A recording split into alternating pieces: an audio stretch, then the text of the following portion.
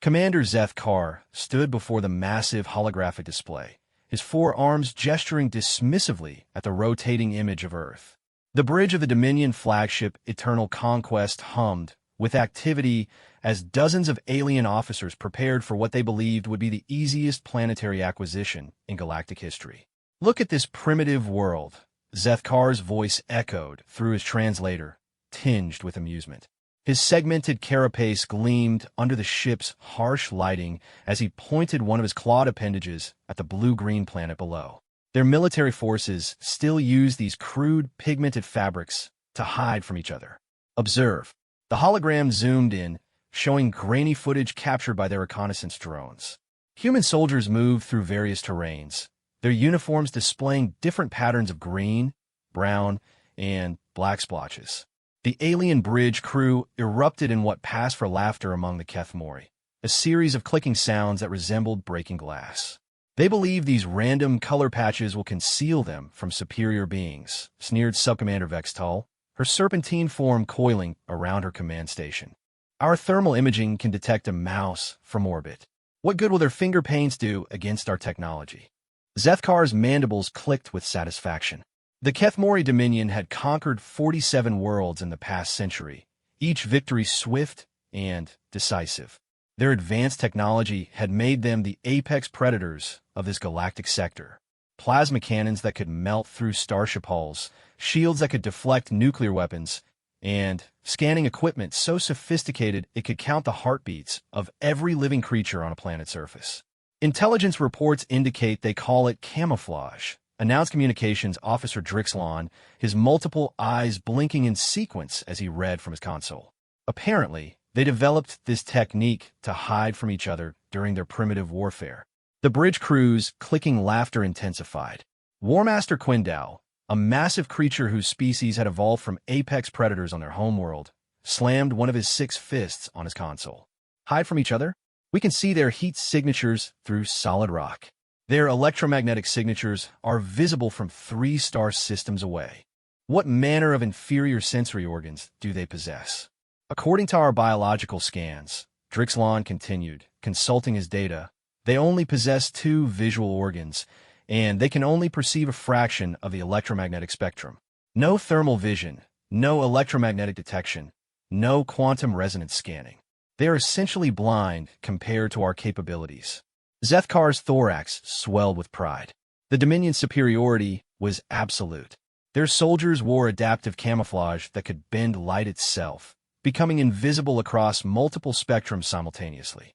Their weapons could target enemies through time-space distortions. Their armor could withstand direct hits from antimatter weapons.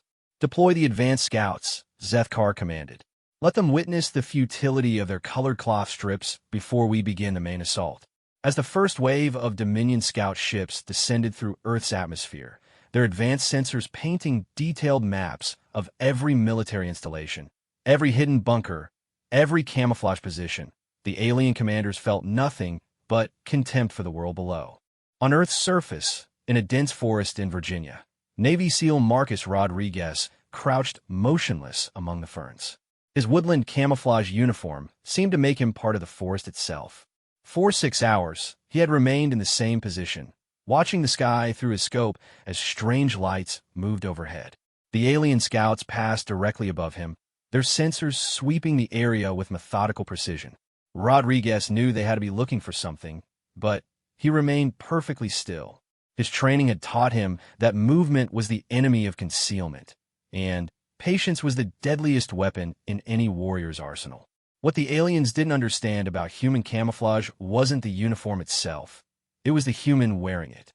20 years of special operations had taught Rodriguez that true invisibility came not from technology, but from understanding your environment and becoming part of it. The patterns on his uniform were just the beginning. As the alien scout ship moved on, Rodriguez slowly reached for his communication device. The real war was about to begin, and the aliens were about to learn that underestimating humanity was the deadliest mistake they could make. Above, in the comfort of their technologically superior ship, the alien commanders prepared their invasion plans, secure in their belief that Earth's primitive camouflage would provide no challenge to their advanced sensors. They had no idea what they were walking into. The Dominion's first landing craft touched down in what their sensors indicated was a sparsely populated forest region. War Master Quindal had personally selected this location for its tactical advantages: open terrain for their heavy weapons, minimal civilian interference, and, most importantly, it contained a human military installation that their scans had completely mapped. 50 Kethmori warriors emerged from the craft, their adaptive camouflage shimmering as it adjusted to the surrounding environment. Within moments, they became nearly invisible, their forms bending light around them like living mirages. Each warrior stood 3 meters tall, armed with plasma rifles that could vaporize a human in seconds. Pathetic, War Master Quindal muttered as he reviewed the tactical display on his wrist-mounted computer. Every human position was clearly marked, heat signatures glowing like beacons against the cool forest background. Their camouflage is worse than useless. I can see 43 human soldiers in this sector alone. Squad leader Yix then consulted his scanner, watching the red dots that represented human life forms. Some are stationary, others moved in predictable patrol patterns. All were completely visible to Dominion technology. Shall we begin the demonstration, War Master? High Command wants footage of how easily we can defeat their defensive positions. Proceed. Target the largest concentration first. The Dominion squad moved through the forest with mechanical precision, their sensors guiding them toward what appeared to be a heavily fortified bunker. 20 human heat signatures clustered around the position, their primitive weapons clearly visible through thermal imaging.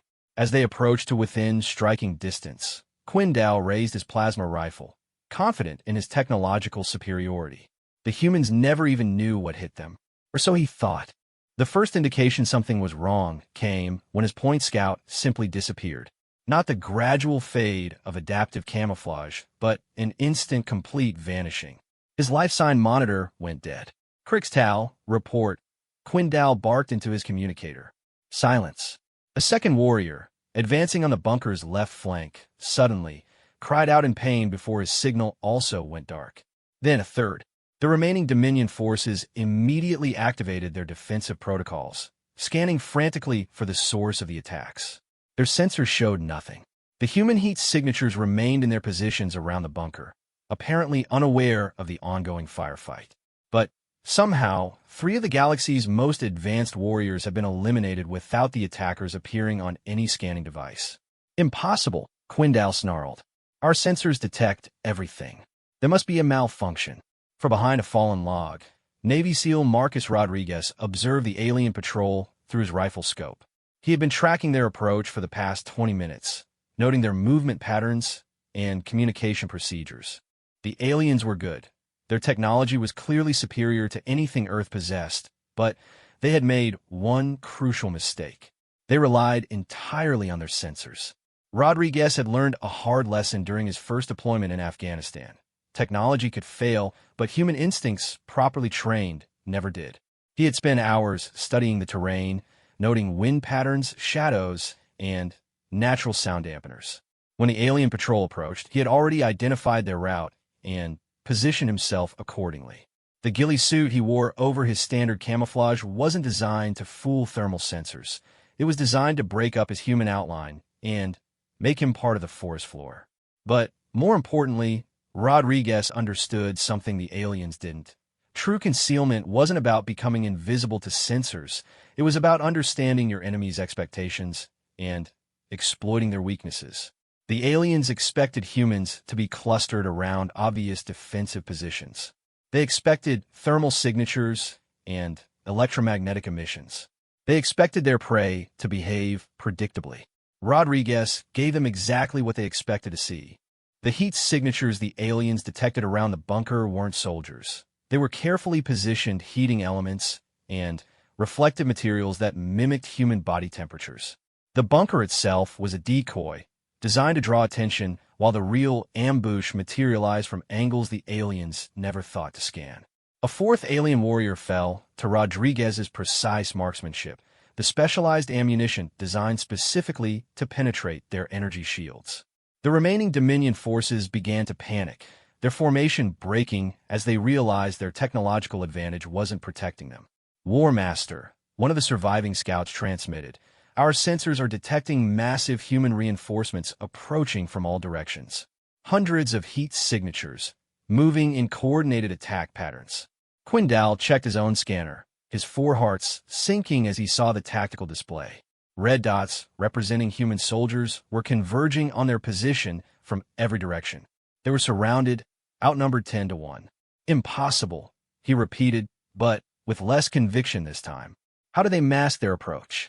Our orbital scans showed this entire region was lightly defended. What the War Master didn't realize was that he wasn't seeing reinforcements. He was seeing the true genius of human camouflage. Not the uniform, but the mind wearing it. Rodriguez and his team had spent days preparing the battlefield, positioning heat sources, reflective panels, and motion generators throughout the forest. Every human soldier on the Dominion scanner was actually an unmanned decoy, designed to create the illusion of a massive force where only a handful of special operations soldiers actually existed. The aliens had superior technology, but humans had something far more dangerous: creativity born from centuries of warfare against their own kind. War Master Quindal's remaining force of 46 warriors found themselves in a situation they had never encountered in their centuries of conquest. They were being hunted. The forest around them had become a labyrinth of false signals and phantom enemies. Every scanner reading showed human soldiers where none existed, while the real threats remained completely undetected until the moment they struck.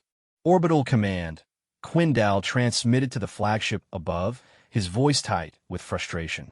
Request immediate evacuation. We are encountering unprecedented resistance. Commander Zethkar's response crackled through the communicator with undisguised irritation. War Master, our sensors show you are engaged with primitive infantry armed with projectile weapons. You have plasma cannons and energy shields. How is this proving difficult? Sir, respectfully, the situation on the ground does not match our orbital intelligence. These humans are employing tactics we have never encountered. They appear to be using some form of advanced holographic projection to holographic projection. Zitkar's clicking lefter interrupted.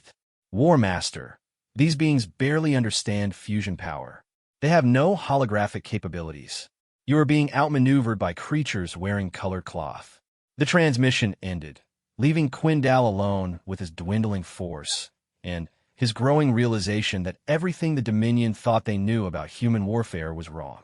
Rodriguez moved through the forest like a ghost, using techniques his instructors had taught him in SEAL training combined with innovations born from desperation. The alien technology was formidable. Their shields could deflect his standard ammunition, and their plasma weapons could cut through trees like they were paper. But technology was only as good as the being using it. The aliens fought like they were conducting a training exercise, advancing in predictable formations, communicating through channels Rodriguez had already learned to monitor and decode. They relied so completely on their sensors that they had forgotten how to use their own senses.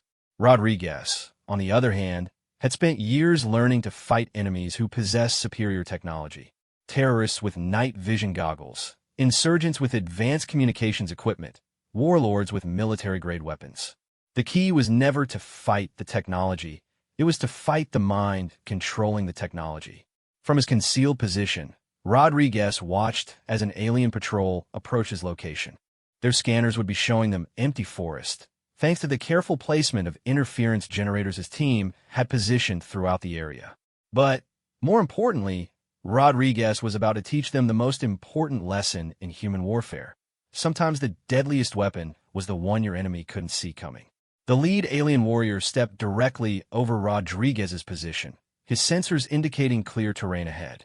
What the scanner couldn't detect was the human lying motionless beneath a layer of local vegetation, his breathing controlled, his heart rate slowed through meditation techniques that predated all of the Dominion's advanced technology. Rodriguez moved with lethal precision, his combat knife finding the one weak point in the alien's armor that his earlier reconnaissance had identified. The warrior dropped silently, his weapon clattering into Rodriguez's waiting hands. Now armed with alien technology, Rodriguez began to even the odds. The plasma rifle felt awkward in his hands, but the basic firing mechanism was intuitive enough. More importantly, the weapon's energy signature would confuse the other alien sensors, making it appear as if their own forces were firing on each other. "Contact front," one of the alien warriors shouted in their clicking language, raising his weapon toward what he thought was enemy fire. Rodriguez had already moved, using the aliens' own camouflage technology against them. The warrior fired at empty air while Rodriguez flanked around his position. The Dominion patrol began to disintegrate as confusion spread through their ranks. Their sensors were showing friendly fire incidents, but their visual confirmation showed no enemies. Some warriors began firing at shadows, while others held their weapons uncertain of what they were fighting. Rodriguez picked them off one by one, using their own advanced camouflage against them.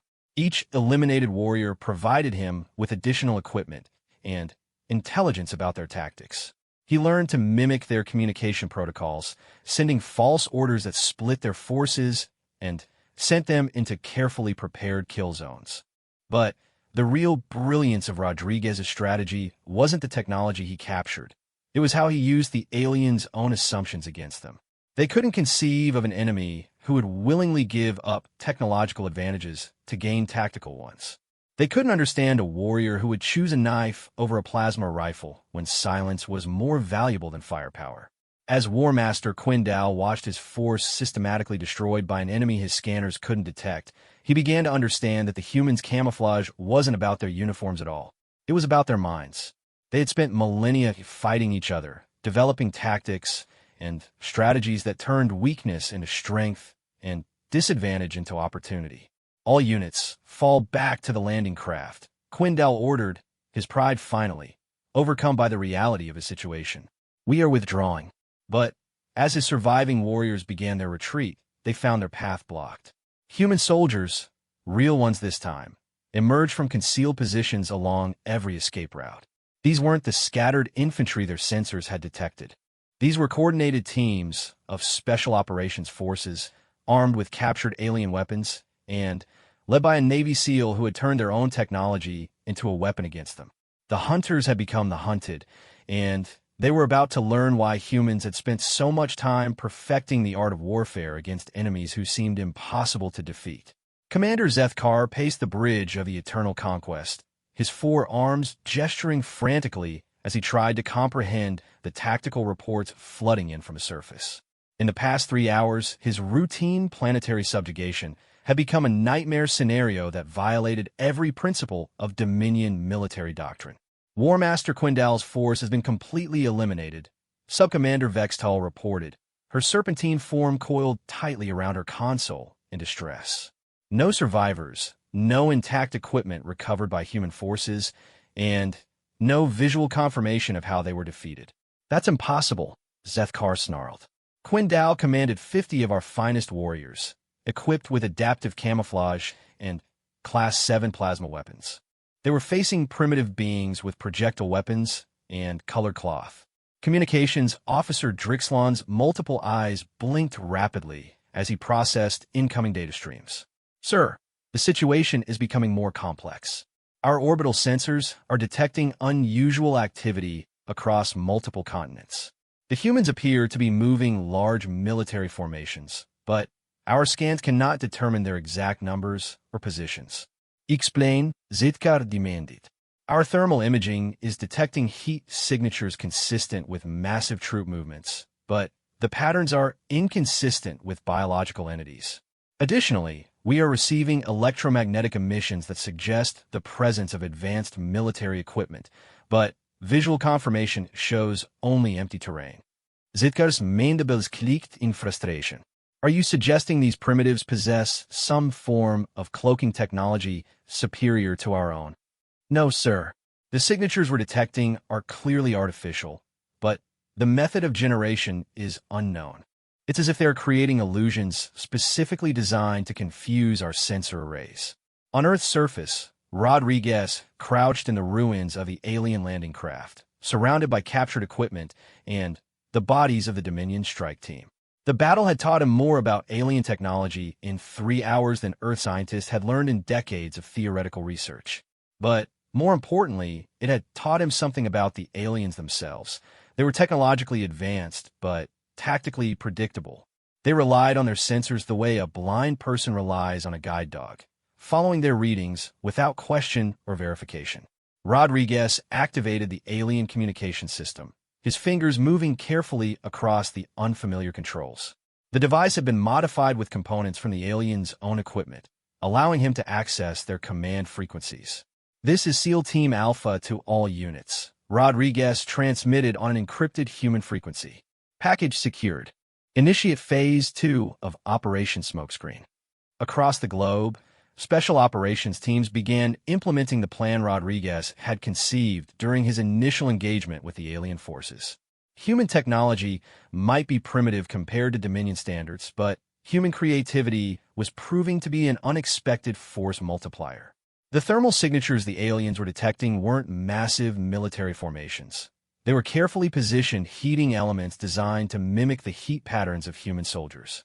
The electromagnetic emissions came from modified civilian electronics, broadcasting signals that resembled military communication networks. But the true genius of Operation Smokescreen wasn't the technology being used. It was the psychology behind it. Rodriguez had realized that the aliens' greatest strength was also their greatest weakness. Their absolute confidence in their technological superiority made them predictable. "Orbital command," Rodriguez transmitted using the captured alien equipment, his voice disguised by their translation software. "This is Scout Team Beta. We have encountered unexpected resistance and require immediate reinforcement." On the bridge of the Eternal Conquest, Zethkar received the transmission with growing confusion. "Scout Team Beta? We only deployed one ground force." "Sir," Drixlon reported, checking his logs, "we have no record of deploying a Scout Team Beta." "Then, who's transmitting on our secured frequencies?" Before anyone could answer, another transmission came through. "Orbital command, this is War Master Quindal. My forces have secured the primary objective and are advancing to Phase 2 positions." "War Master Quindal is dead," Vextull hissed. "We confirmed his life signs terminated 2 hours ago." "Someone is using our own communication systems against us," Zethkar realized. "But how?" "Our encryption protocols are based on quantum entanglement matrices. These primitives don't even understand basic quantum mechanics." What the commander didn't understand was that Rodriguez didn't need to break their encryption. He just needed to use their own equipment. The captured communication devices were already authenticated on their network, and the translation software worked both ways. Rodriguez continued his psychological warfare campaign, sending false reports that painted a picture of a planet-wide human military response that existed only in the aliens' imagination. Every report was carefully crafted to exploit their assumptions and reinforce their fears. "Orbital command, we are detecting human aircraft using some form of stealth technology. Our scanners cannot maintain lock.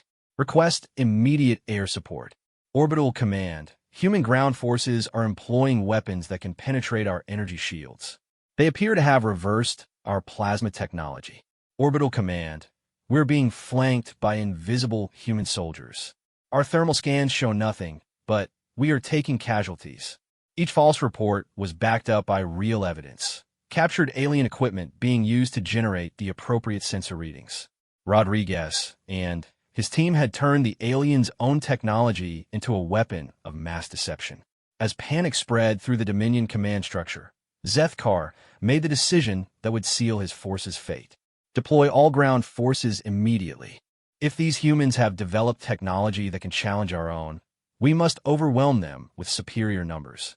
What he didn't realize was that he was sending his entire military force into a trap designed by a single human warrior who understood that the most powerful weapon in any arsenal was the enemy's own overconfidence.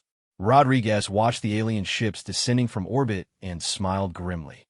The real battle was about to begin, and the aliens still had no idea what they were fighting. The final phase of the battle unfolded across 6 continents as every available Dominion ground force deployed to Earth's surface. Commander Zethkar watched from orbit as his military might descended upon what he believed was a technologically advanced human resistance that had somehow learned to match Dominion capabilities. He had no idea he was fighting shadows. Rodriguez coordinated the global deception from his position in the captured alien craft, using their own communication network to orchestrate the largest military illusion in human history. Special operations teams worldwide had spent the past 6 hours implementing Operation Smokescreen on a planetary scale. In the deserts of Nevada, Navy SEALs used salvaged alien heating elements to create massive thermal signatures that resembled armored divisions. In the mountains of Afghanistan, Army Rangers deployed electromagnetic generators that mimicked the signatures of human aircraft squadrons. In the forests of Canada, Special Forces teams positioned holographic projectors captured from alien equipment to create the illusion of entire military bases. But the true masterpiece wasn't the technology, it was the coordination. Rodriguez had realized that humans possessed something the aliens lacked: the ability to adapt and improvise in real time. While the Dominion forces followed rigid tactical doctrines, human special operations teams were rewriting the rules of engagement moment by moment. "Sir," Drixlon reported to Zethkar, his multiple eyes blinking rapidly as he processed the flood of data, "our ground forces are reporting contact with human resistance across all deployment zones. The scale of their military response is far beyond what our initial reconnaissance suggested." "How many human soldiers are we facing?" Zethkar demanded. "Estimates range from 50,000 to 500,000, sir." The reports are inconsistent. What the aliens didn't understand was that they were fighting an army that existed only in their sensors and their imagination. The actual human forces engaged in the operation numbered fewer than 300 special operations personnel worldwide. But each one was using captured alien technology to project the signature of an entire platoon. Rodriguez smiled as he monitored the chaos spreading through the Dominion ranks. Alien forces were being deployed to engage massive human armies that disappeared the moment they approached. Commanders were reporting contradictory intelligence about human capabilities that seemed to change by the hour. Most importantly, the aliens were exhausting their resources fighting enemies that didn't exist. "This is Rodriguez to all teams," he transmitted on the secure human frequency. "Initiate final phase. Begin actual engagement protocols." Across the globe, the Phantom Army became real. The genius of Operation Smokescreen wasn't just the deception. It was how the deception positioned real human forces for maximum tactical advantage. While alien troops chased false targets and Phantom armies, small teams of special operations personnel moved into optimal attack positions. In Nevada, a squad of Rangers emerged from concealed bunkers to attack an alien force that had been searching for a fictional armored division. In Afghanistan, Special Forces teams struck at alien commanders who had been deceived into exposing themselves while hunting for non-existent aircraft. In Canada, SEALs used captured alien plasma weapons to eliminate entire patrols that had been lured into carefully prepared kill zones. The aliens found themselves fighting a war where every assumption was wrong, every sensor reading was suspect, and every tactical decision led them deeper into carefully orchestrated traps. Orbital Command. War Master Crixtoll transmitted from the surface, his voice tight with panic. "We are being attacked by human soldiers using our own weapons. How is this possible?" Zethkar stared at his tactical display in growing horror. Red indicators were appearing across the globe as his ground forces were systematically eliminated by an enemy that seemed to be everywhere and nowhere at once. "All forces implement emergency extraction protocols. Return to orbit immediately." But as the surviving alien craft attempted to evacuate their ground forces, they found their extraction zones occupied by humans armed with captured Dominion technology. The illusion had served its purpose. Now the real war began. Rodriguez stood in the clearing where the first alien scout ship had landed, holding a plasma rifle in one hand and a traditional human combat knife in the other. Around him, the remnants of the Dominion ground force knelt in surrender. Their advanced armor, no protection against tactics they had never encountered. "You mocked our camouflage," Rodriguez said to the captured War Master, his words translated by the aliens' own equipment. "You thought our colored uniforms were primitive. You were right, they are primitive. But you never understood what they represented." The alien commander's mandibles clicked in confusion. "What do you mean, human?" "Camouflage isn't about the uniform," Rodriguez explained. "It's about the mind wearing it. For thousands of years, humans have been fighting each other. Beings with the same capabilities, the same senses, the same technology. We learned to win by thinking differently, not by building better weapons." Rodriguez gestured at the battlefield around them, where scattered alien equipment lay among carefully positioned decoy devices. You have better technology than us. Better weapons, better armor, better sensors. But you forgot the most important lesson of warfare. Your enemy gets a vote. War Master Quindow, wounded but alive in alien custody, looked up at the human who had orchestrated his defeat. How? How did you turn our own advantages against us? Simple, Rodriguez replied. We gave you exactly what you expected to see, then use your expectations to lead you where we wanted you to go. Your technology told you the truth. There really were heat signatures, electromagnetic emissions, and military formations. You just assumed they were what they appeared to be. As the sun set over the battlefield, Commander Zethkar made the decision that would echo through Dominion history. Rather than face the humiliation of reporting his defeat to High Command, he ordered a full retreat from the Sol system. The Kethmori Dominion had encountered something they had never faced before, an enemy that turned weakness into strength, primitiveness into advantage, and technological inferiority into tactical superiority. They had mocked Earth's camouflage, but they never understood that the deadliest camouflage wasn't what you wore, it was how you thought. Rodriguez watched the alien ships disappear into the darkness of space, then turned to his team. The battle was over, but the war for humanity's future had just begun. And thanks to one Navy SEAL who understood that the mind was the ultimate weapon, Earth would be ready.